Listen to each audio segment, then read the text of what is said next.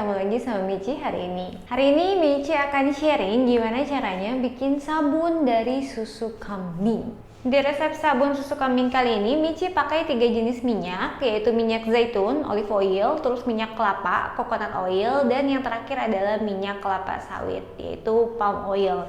Michi pilihnya juga palm oilnya yang sustainable ya. Kenapa resep kali ini agak berbeda? Pertama, karena Michi itu pakai 100% susu kambing untuk menggantikan air. Nah, di susu kambing itu selain mengandung cairan liquid, dia juga mengandung fat atau lemak. Jadi, kita harus tambahkan yang namanya hard oil di formula sabun kita supaya sabunnya itu nggak begitu lembek ya. Yang kedua adalah Michi pingin supaya resep sabun kita ini ya lebih ekonomi sedikit, jadi bisa dinikmati oleh lebih banyak orang. Buat kamu yang mau cobain bikin sabun susu kambing ini di rumah, please banget Michi mohon sama kamu supaya jangan dirubah-rubah resepnya. Jadi harus diikutin sama persis mulai dari langkah-langkahnya sampai ke formula yang digunakan. Karena bikin sabun ini tuh agak-agak berbeda. Kalau misalnya di baking mungkin kita rubah-rubah resepnya sedikit, itu masih bisa jadi produk hasil akhirnya, kuenya atau hasil bakingannya. Nah, tapi kalau misalnya dibikin sabun itu, begitu kamu ganti minyaknya jumlahnya sedikit, atau kalau misalnya kamu ganti jenis minyaknya, kamu switch gitu, itu tuh kamu harus melakukan perhitungan ulang terhadap NaOH atau soda api yang kamu perlukan. Kalau misalnya kamu nggak hitung ulang, sabun kamu kemungkinan bisa lay heavy, itu tuh bahaya banget. Jadi sabunnya itu yang tipikal 2 hari aja udah langsung keras kayak batu, begitu kamu potong dia retak ambiar gitu semua. Nah itu tuh kalau misalnya kamu pakai, itu bisa bikin kulit kamu gatel dan iritasi. Kemungkinan kedua adalah sabun kamu ini kekurangan NaOH, jadi nanti sabunnya akan lembek terus gitu. Jadi biarin udah kamu curing sebulan, 2 bulan dia tetap lembek sepanjang abad gitu. Jadi please banget yang mau cobain itu tolong ikuti resepnya sama persis. Oke lah, langsung aja kita bikin sabunnya ya. Yang harus kita siapkan pertama-tama adalah kita akan membekukan susu kambingnya terlebih dahulu. Nah ini Michi udah timbang susu kambingnya. Terus Michi akan tuang ke sini ya. Ini kebetulan Michi punyanya cetakan yang kecil-kecil gini. Jadi kita bakal jadiin dia 3 cetakan. Langsung aja kita tuang. Nanti untuk resep lengkap ada di description box. Kalau misal tempat yang satu udah, kita langsung lanjut aja isi tempat es batu yang kedua. Tumpah. Di sini Michi pakai susu kambing segar, tapi dia itu pas Michi beli udah dalam bentuknya frozen. Jadi mungkin maksudnya susu kambing murni lah ya. Maksudnya bentuknya cair gitu. Ini kita lanjut. Ini kayaknya nggak muat apa ya. Semoga saja dia cukup tempat es batunya. Berhubung nggak cukup, ini Michi keluarin tempat es batu yang biasa. Kita lanjut bekuin lagi semuanya sampai habis.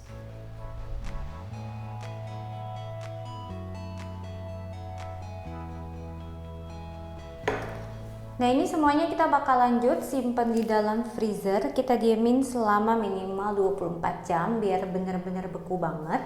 Atau kalau misalnya kalian mau bikin 2 kali 24 jam atau misalnya 2 hari sebelumnya, itu lebih bagus biar susu kambingnya itu bener-bener udah beku gitu ya. Ini susu kambingnya udah beku semua, jadi sekarang kita akan timbang ulang dia lagi ke gelas ukur plastik. Ini kita nyalain dulu. Timbang.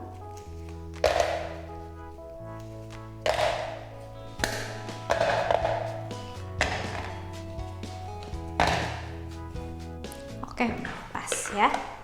Nah terus kita siapin ini kayak loyang, kalau nggak bisa juga kamu pakai baskom, isi sama air dingin plus es batu. Kalau misalnya es batunya kurang banyak, kita bisa tambahin kayak ini kayak ice bag gitu ya. Nah ini susu kambing yang tadi udah kita masukin ke gelas ukur, kita rendam di sini. Kalau misalnya udah, kita bisa langsung masukin NaOH-nya yang udah kita timbang sebelumnya. Di sini bebas, kamu mau pakai NaOH tipe flex begini, atau bisa juga pakai yang micro pearls. Dia bentuknya kayak butiran pasir kecil-kecil gitu ya. Nah ini kita akan tuang sebagian dikit-dikit dulu ke susu kambing yang beku. Pas bikin ini lye solutionnya sabar aja, karena nanti kalau misalnya kita langsung tuang semua NaOH-nya ke susu kambing udah beku, nanti takutnya suhunya itu naik terlalu cepat. Nah kalau misalnya udah larut sebagian, kita bisa tambahin lagi nih NaOH-nya ke sini, dikit-dikit ya. Di sini kenapa Michi pakai gelas ukur plastik? Karena kan kita isinya es batu ya, terus nanti dia akan mengeluarkan panas ketika dicampur sama si NaOH ini. Takutnya kalau misalnya panasnya itu terlalu ekstrim, nah dianya panas, terus yang ininya dingin, takutnya gelas ukur kita tuh pecah kalau misalnya bahannya kaca. Jadi biar aman kita pakai yang plastik aja. Sekali lagi perlu diingat, gelas ukur dan semua peralatan yang kita pakai buat bikin sabun itu harus terpisah dari peralatan yang biasa kita pakai buat makanan. Nah ini kalau kamu bisa lihat dia mulai mencair sebagian ya.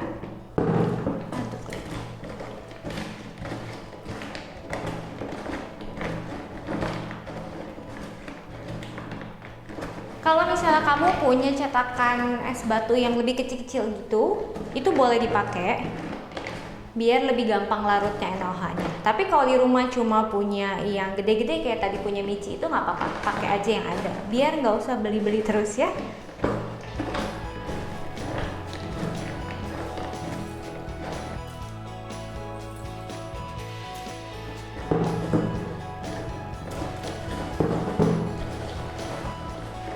Nah, kalau udah mulai cair gini, udah mulai enak nih kita ngaduknya ya. Ini langsung aja kita lanjut masukin semuanya.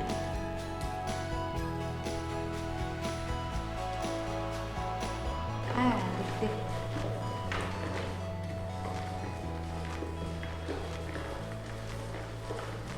Ini sambil dicek pakai tangan aja, nggak apa-apa kira-kira. Nah, dia ini tidak terlalu panas ya. Ingat kalau misalnya bikin sabun pakai susu kambing itu, susu kambingnya harus kamu bekuin dulu minimal 1 hari sebelumnya. Karena nanti kalau misalnya dia bereaksi dengan NaOH terlalu panas, dia bakal mengeluarkan bau. Aduk terus sampai dia larut semuanya. Nah, biar lebih pasti, kita mau tahu nih, berapa sih suhu lye solution kita ini? Takutnya kepanasan kan? Kalau misalnya kepanasan, kita harus tungguin dia dulu sampai mencapai suhu ruang. Kita pakai termogan aja ini, kita cek. Nah, dia suhunya itu 22 derajat Celcius.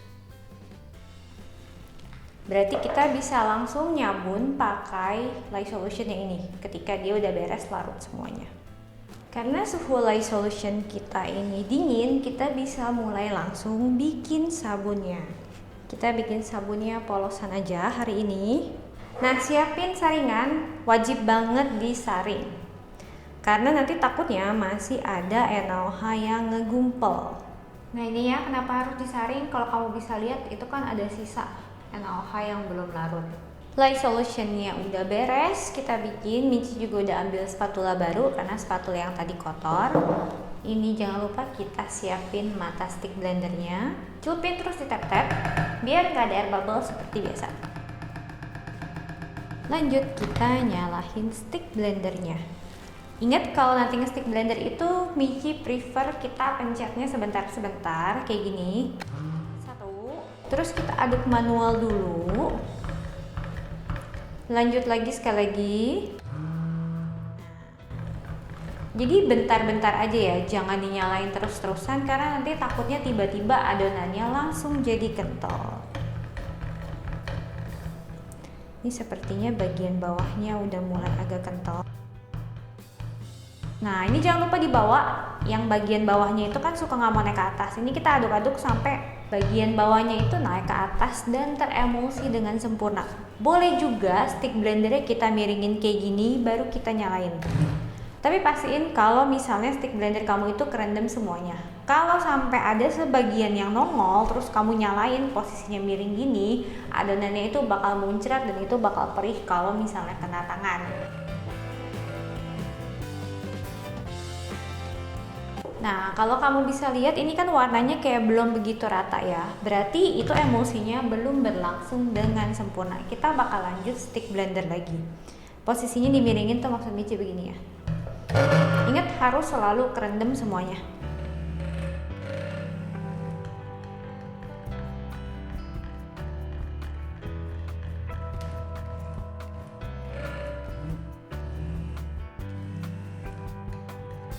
Bikin sabun itu santai aja, jangan gerasak-gerusuk, jadi kalian nikmati prosesnya ya.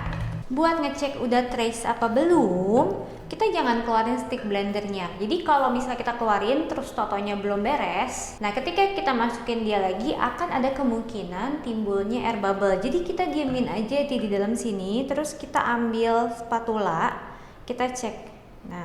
Nah ini dia thin trace, masih sangat-sangat thin trace banget. Kita akan lanjut stick blender lagi sampai dia itu minimal mencapai medium trace. Karena ini sabunnya kan kita bikinnya polosan ya. Sebenarnya kalau misalnya sabun yang kita bikin itu sampai ada air bubble, itu tuh nggak apa-apa sih. Cuma buat yang perfeksionis, lihatnya agak-agak ganggu gitu ya. Jadi sebisa mungkin kita hindari yang namanya air bubble itu.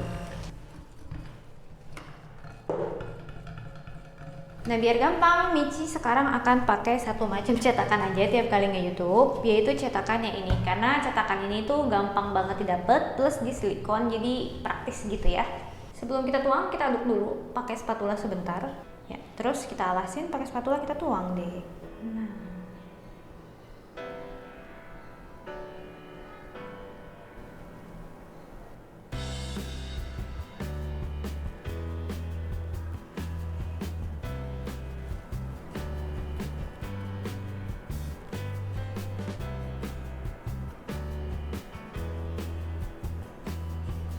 Ini kita guncang-guncang aja biar dia lebih rata.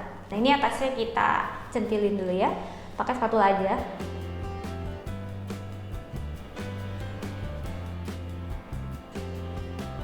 Nah gini aja biasa, seperti biasa ya. Ini terserah mau gimana bagian atasnya, sesuka hati kalian aja.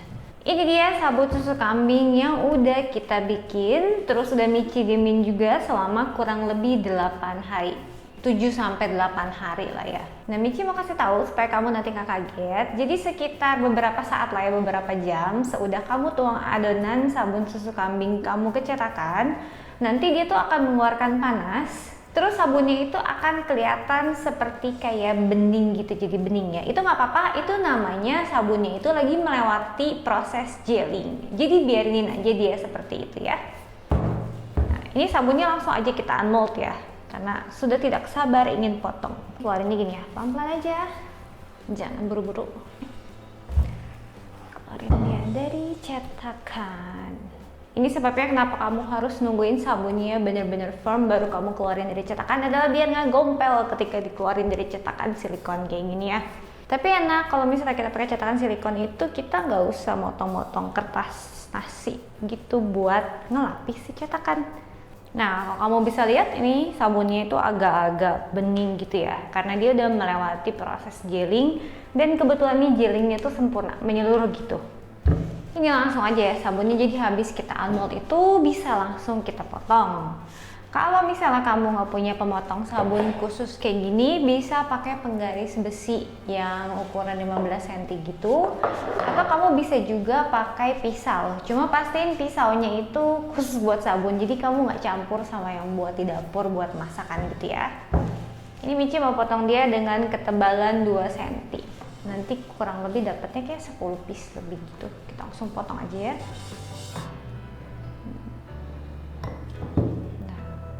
Ini dia hasilnya. Terus jangan lupa biar sabunnya dipotong itu mulus, setiap kali habis kita potong ini kawatnya kita bersihin dulu. Nah ini tuh sabunnya masih agak-agak lembek ya, jadi kamu nanti hati-hati ketika motong, pegangnya juga hati-hati biar sabunnya nggak kepencet, oke? Ini sabunnya udah beres kita potong tadi, jadi 1, 2, 3, 4, 5, 6, 7, 8, 9, 10, 11, 12, 13.